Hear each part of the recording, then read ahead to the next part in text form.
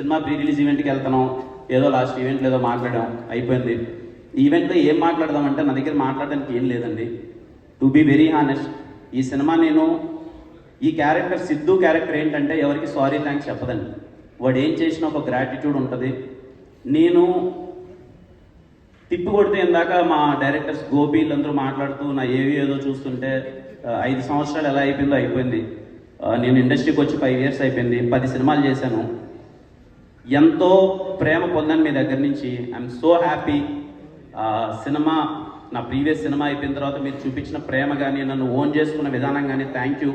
ముగ్గురికి ఎప్పటికీ thank you అండి. ఫస్ట్ థింగ్ ఆడియన్స్ అందరికీ థ్యాంక్ యూ సో మచ్.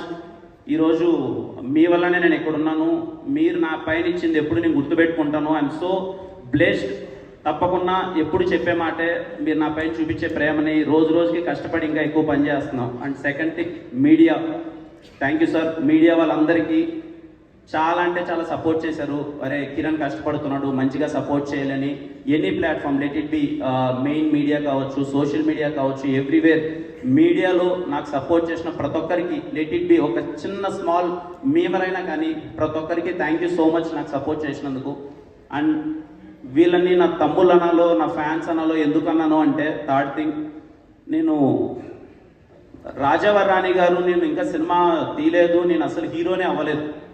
అప్పుడు నాతో పాటు ఒక 10-15 మంది ఎప్పుడు నాకు సపోర్ట్ చేస్తూనే ఉండేవారు. నేను హీరో అవుతానని ఒక నమ్మకంతో.